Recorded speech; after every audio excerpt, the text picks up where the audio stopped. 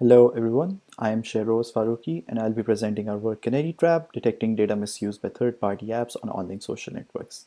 This work is a joint collaboration between University of Iowa and Lahore University of Management Sciences. So there have been several high-profile incidents of data misuse on popular online social networks. One of the most notable incidents is Cambridge Analytica, where data of more than 50 million Facebook profiles is harvested in a major data breach. This data was allegedly used for user profiling during 2016 US presidential elections. Now, among all these disparate cases of data misuse, the one common denominator are the third-party apps. The data in these cases has been extracted by a third-party app, which was later exposed or misused. For example, Cambridge Analytica used a third-party personality quiz app. This is your digital life to harvest millions of users' profiles. So, how does the ecosystem of third-party apps work? Now, popular online social networks like Facebook, Twitter, and Instagram provide development platforms. These platforms enable third-party developers to create apps. For example, it allows developers to build games or integrate authentication to their websites. There are many popular developers like Candy Crush Saga, Spotify, NameTest.com who got millions of Facebook users who have installed their app. Now, once a user installs a third-party app, the app can access users' personal data through development APIs, depending on the permissions that were granted by the user at the time of installation. Now, an app can ask for various kinds of permissions like email address, phone number, date of birth, location, check-ins, or other activities of user. Now, this information can be used for building meaningful apps by honest developers. However, it also opens up large possibilities of a potential misuse of user data retrieved by a third-party app. To further elaborate how an app can retrieve user data, which can be later misused, I'll discuss an example. Let's say there's a Facebook user account who has its profile information like email address and date of birth. Now, the user installs a third-party app and gave it permission to access this user data. This third-party app is going to use Facebook's Graph API to retrieve user data. Now, this app can install, can save this data on its servers. This third-party app can use this data for implementing various functionalities like building user registration, filling up their registration details using user profile information. However, an attacker can obtain data through a data breach, or a dishonest developer may sell or share this data to an attacker, who could be a data broker, advertiser, or a partner website. The attacker can then misuse this data in various ways. For example, attacker can send spam emails or use it to display targeted advertisements. This data can be even used for profiling during elections, as discussed earlier. Now, to curb data misuse by third-party apps, there has been some prior work to investigate data leakage by third-party apps on the client side, such as browsers. For example, Hubbard et al. Investigated an app by installing it in a dummy Facebook account and then looked for any data that has been leaked to any advertiser or tracker or another server on the app's website. However, the problem with this approach is that it cannot tell whether or not the leaked data has been misused or was it just accidentally being leaked. And secondly, we cannot tell whether or not any sharing or misuse of the data has occurred on the server side. On the other hand, online social networks also have limited options in practice. For instance, they can detect excessive or anomalous API access patterns by third-party apps to retrieve user data. While this information tells how much access to data a third party may have, it cannot tell how much user data, it cannot tell whether data has been misused or not. Now, to restrict the use of data that has been accessed by a third party app, online social networks can mandate developers to certify compliance to their terms of services. However, a dishonest developer can simply lie. For example, Cambridge Analytica lied that they have deleted user data, but actually they did not.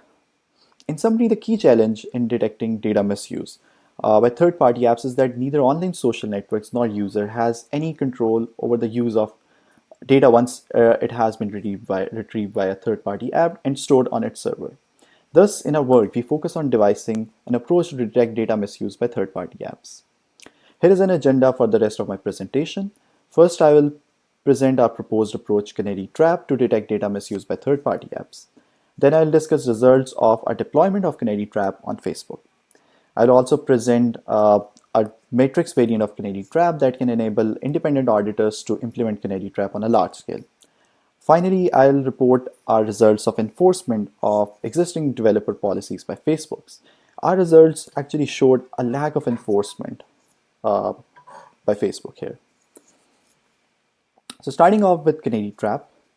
So CanaryTrap uses a Honeytoken-based approach to detect data misuse by third-party apps. A Honeytoken refers to a piece of information such as email address or date of birth that can be intentionally leaked or shared to detect its unrecognized use. On a high level, CanaryTrap has two components. First, sharing a Honeytoken with third-party app and then detecting misuse of this Honeytoken via monitoring channels. So let's take an example of Honeytoken email as email address.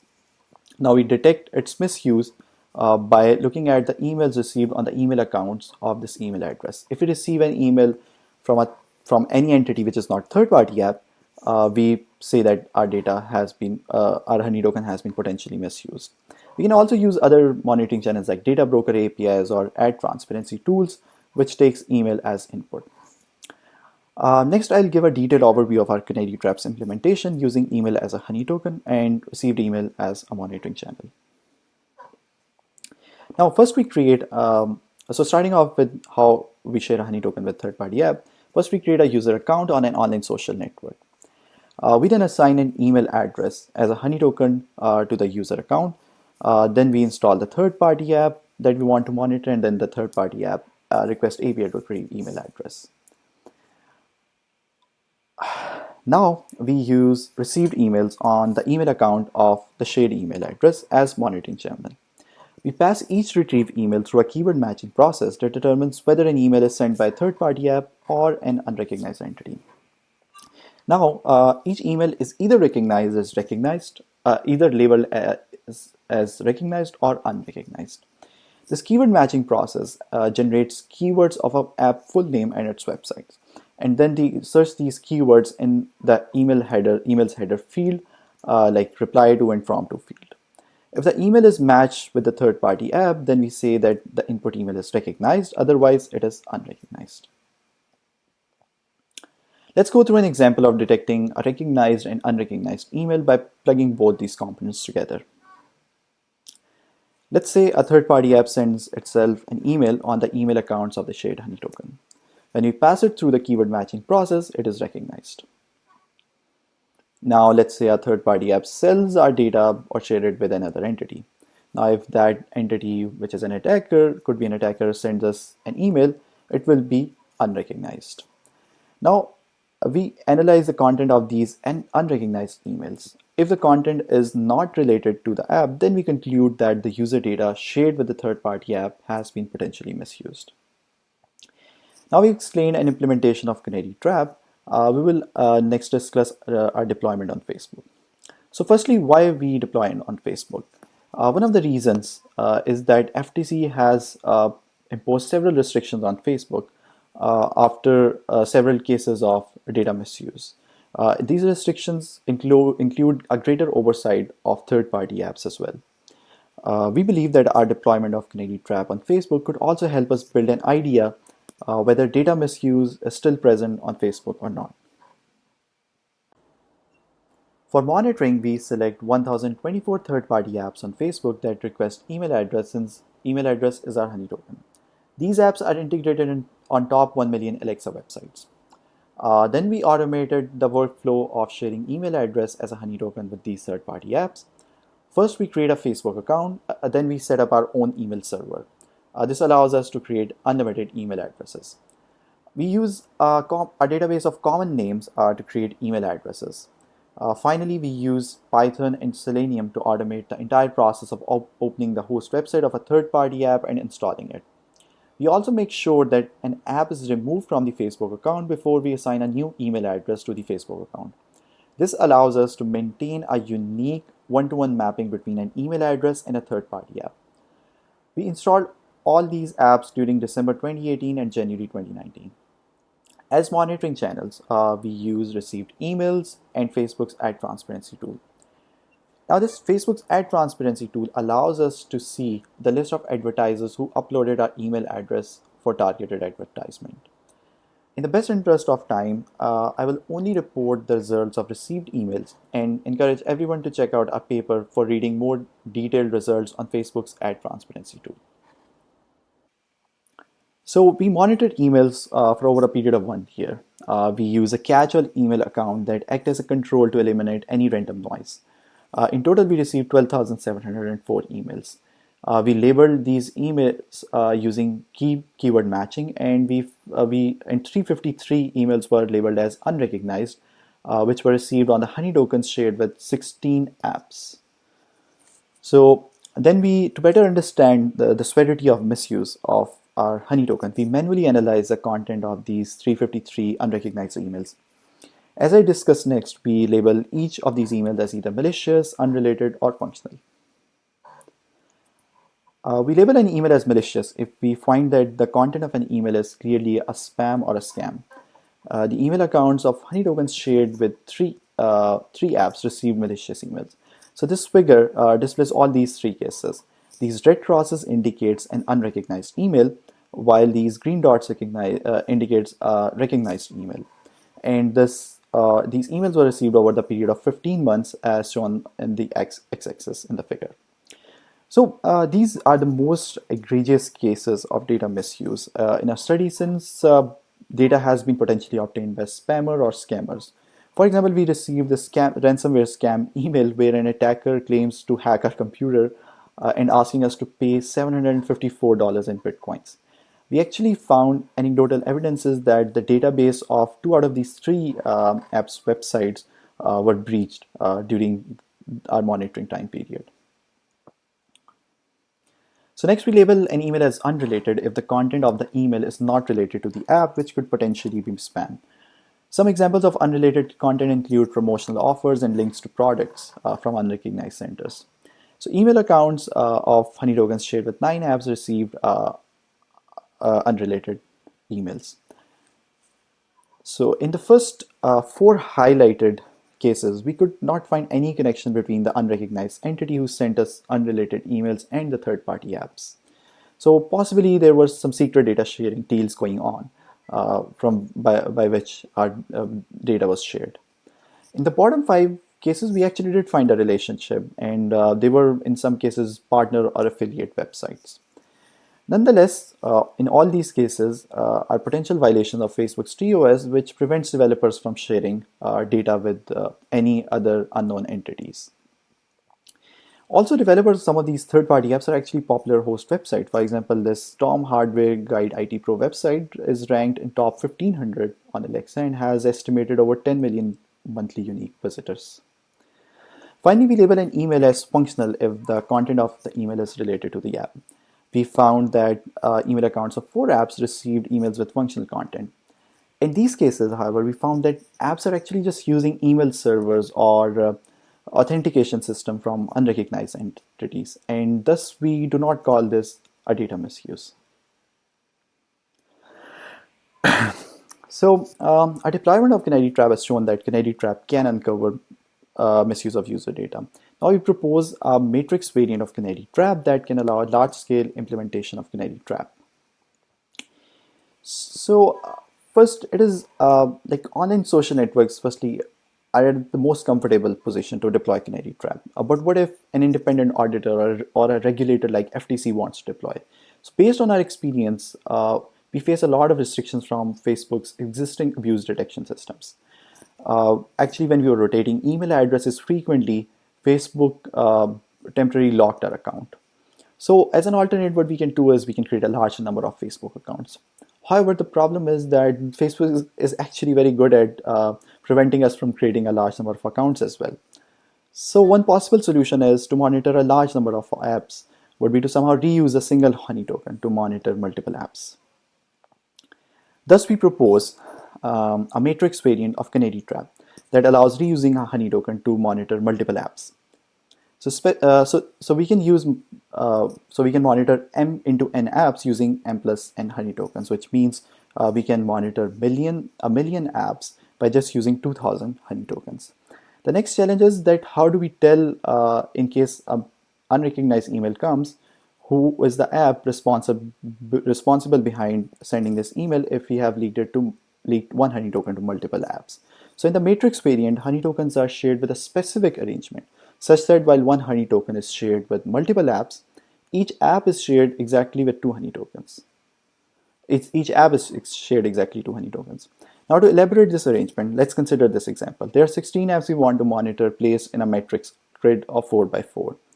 Now we share honey token 1 with 4 apps in the first row. Similarly, we share honey token 2, 3, and 4 to apps in the corresponding rows. Now to share exactly 2 honey tokens with each app, we share honey token 5 with apps in the first column of the grid. Then similarly, we share honey token 6, 7, and 8 apps, 7 and 8 with apps in the corresponding columns. Now intuitively, if an app sends an email to all its users, then we should receive email on both honey tokens shared with the app. That is, one in the corresponding row and the other in the corresponding column. Now let's say the email accounts of the honey token 1 and honey token 7 receives an email from a same sender. Then we attribute both these emails to app 3. Now what if this app 3 leaks our data to an attacker and then attacker sends an email? Then we can detect that app 3 was responsible behind the misuse of our data. So we deployed matrix variant of CanaryTrap to monitor same 1024 apps on Facebook. Note that we call the previous deployment to monitor Facebook apps as array variant, since honey tokens are shared with apps in a linear way.